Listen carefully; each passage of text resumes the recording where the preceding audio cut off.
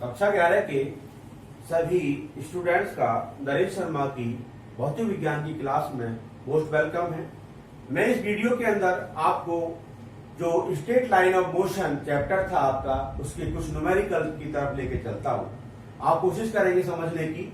तो देखिए, पहला एग्जाम्पल लेके चलता हूं, मैं न्यूमेरिकल लेके चलता हूं। क्वेश्चन देखें पहले। सबसे पहले मैं डिस्टेंस और डिस्प्लेसमेंट दोनों निकालने की बात बताऊंगा आपको। How can we calculate distance और डिस्प्लेसमेंट। तो देख रहे हैं कि क्वेश्चन में लिख रहा हूं, एक पार्टिकल है, एक कण 7 मीटर त्रिज्या के, रेडियस त्रिज्या के वृत्तीय पथ पर एक समान चाल यूनिफॉर्म स्पीड, एक समान चाल से गतिशील है। अब पूछेगा क्वेश्चन में फर्स्ट पार्ट, आधा चक्कर लगाने के बाद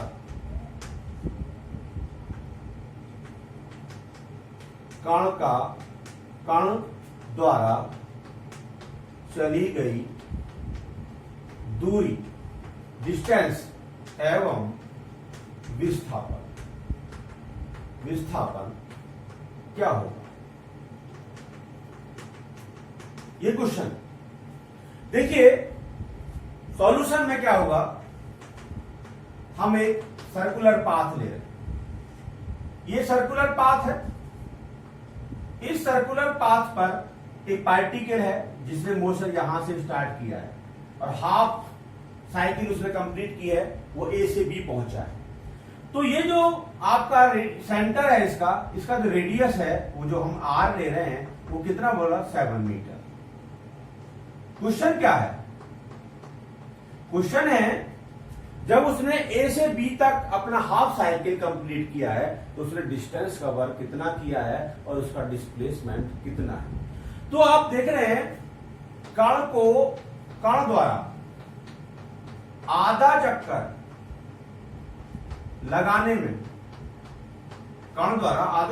लगाने पर चली गई दूरी डिस्टेंस जो होगा, तो डिस्टेंस होगा द पाथ लेंथ, ये वाली पाथ लेंथ। ठीक है, ये वाली पाथ लेंथ क्या है? ये आपकी सर्कमफ्रेंस है, परिधि है। परिधि का ये क्या है? आधा भाग है। तो क्या हो जाएगा? 1/2 into 2 pi r, that is pi r. The value of pi 22/7 into 7, that is 22 metre. Distance covered by the particle in half cycle is equal to 22 metre. अगर ये आपका किसकी बात करता? ये बात करता आपका डिस्प्लेसमेंट की। आधा चक्कर, सेकंड पार्ट में, आधा चक्कर लगाने के बाद कण का विस्थापन बोले तो डिस्प्लेसमेंट इज इक्वल टू, विस्थापन क्या होता है, डिस्प्लेसमेंट क्या होता है, उसकी जो इनिशियल पोजीशन है और जो फाइनल पोजीशन है, उनको मीट कर दीजिए आप। और वो जो डिस्टेंस होगा, minimum distance between initial position and final position, प्रारंभिक स्थिति और अंतिम स्थिति के बीच की दूरी को, उसका क्या कहते हैं? विस्थापन कहते हैं। दैट इज एबी बोले तो 2r, 2 into 7 is equal to 14 metre. अब देखिए, इसी क्वेश्चन के अंदर मैं लेके चलता हूं, अगर पार्टिकल ने अपनी टोटल 1 साइकिल पूरी की होती, वो यहां से चलता ए बी और यहां सी से होता हुआ पूरा निकल के यहां पर दोबारा से यहां पर आ जाता। तो अगर वो कहता कि आफ्टर 1 कंप्लीट साइकिल, एक चक्कर लगाने के बाद, मैं कह रहा हूं देखिए, एक चक्कर लगाने के बाद कण द्वारा चली गई दूरी, ये क्या होगा? दैट इज टोटल परिधि, circumference 2 pi are, 2 22/7 into 7, that is 44 meter. 44 meter is the distance covered by one cycle by the particle. अब ये कहता कि डिस्प्लेसमेंट कितना होगा। देखिए, बॉडी पार्टिकल ने मास यहां से मोशन स्टार्ट किया है और वो अपने मोशन को कंप्लीट करने के बाद में वो यहीं पर आ गया है। उसकी प्रारंभिक स्थिति भी वही है और उसकी अंतिम स्थिति भी वही है। इसका मतलब उसका जो डिस्प्लेसमेंट है वो 0। एक चक्कर लगाने के बाद कण का विस्थापन इजिकल टू 0। क्यों 0 है? क्योंकि सीधी इनिशियल पोजीशन और final position both are same. ठीक है, अब दूसरे क्वेश्चन की ओर चलते हैं। देखिए, दूसरा क्वेश्चन देखेंगे आप, जो कि मैं एवरेज वेलोसिटी और एवरेज स्पीड से दूंगा। मुझे क्वेश्चन कहां देना है? एवरेज वेलोसिटी और एवरेज स्पीड पर देना है, औसत चाल और औसत वेग पर क्वेश्चन देना है। तो देखिए, एक क्वेश्चन लिख रहा हूं मैं यहां पर। एक कार है, एक कार शहर ए से बी पर, शहर ए से शहर बी तक 40 किलोमीटर पर आवर से पहुंचती है। ठीक है, और वापस का मतलब बी से ए वापस 60 किलोमीटर पर आवर की चाल से लौटती है। तब जो टोटल उसकी जर्नी है, टोटल उसकी यात्रा है, तब कार का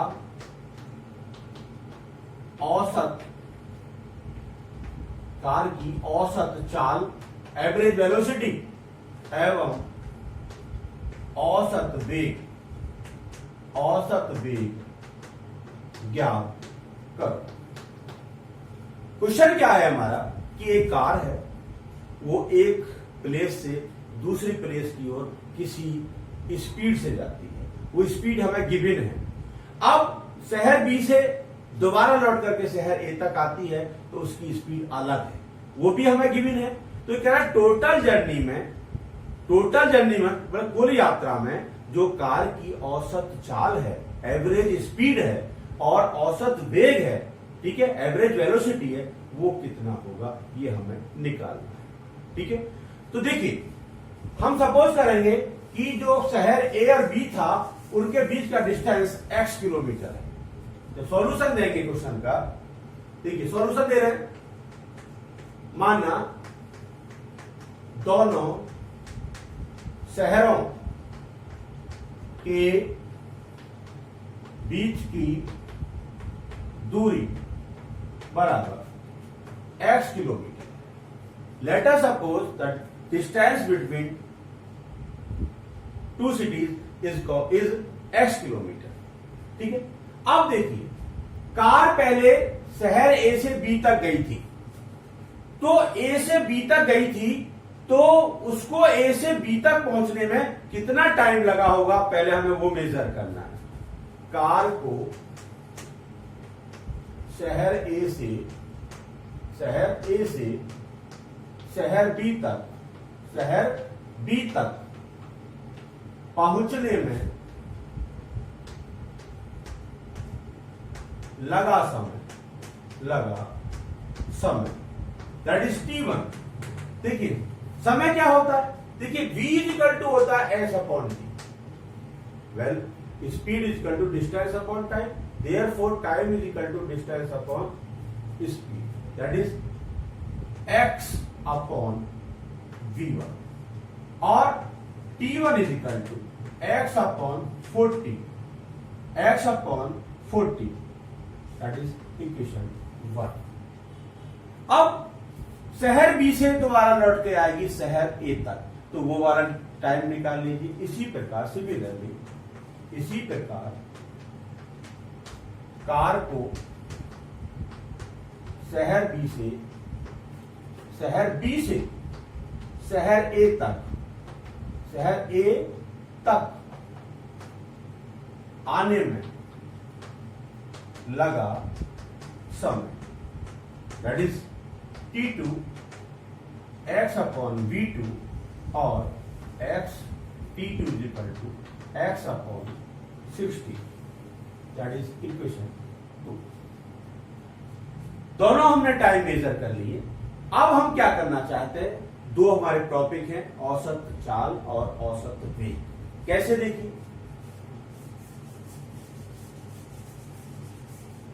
फर्स्ट, कार की औसत चाल, एवरेज स्पीड बराबर कुल दूरी, यात्रा का कुल डिस्टेंस, कुल दूरी बटे कुल समय,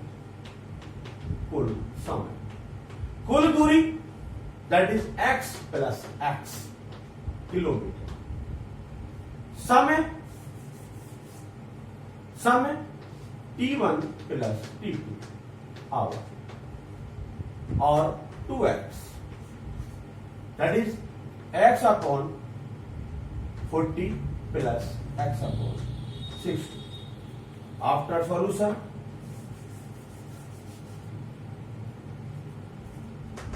to x, two upon x cancel हो जाएगा, 1 upon 40 plus 1 upon 60, then we find by LCM 2 upon 240,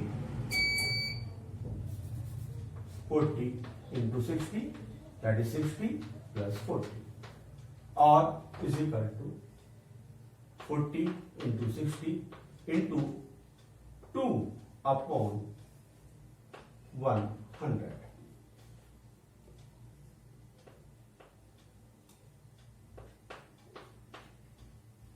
that is 48 kilometre per hour, that is mathematics.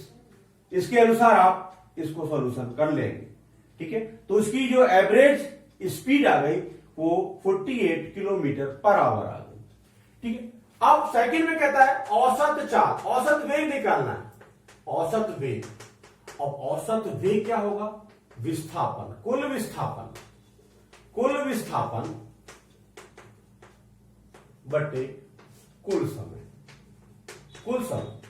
अब देखिए, चूंकि अब देखिए कार जो है प्लेस ए से प्लेस बी को गई थी, शहर ए से बी को गई थी और बी से दोबारा से ए पर आ गई, तो इसका मतलब प्रारंभिक इनिशियल उसके पॉइंट जो है मोशन का वही था ए और लास्ट भी ए ही है। तो इसका मतलब हुआ चूंकि यहां विस्थापन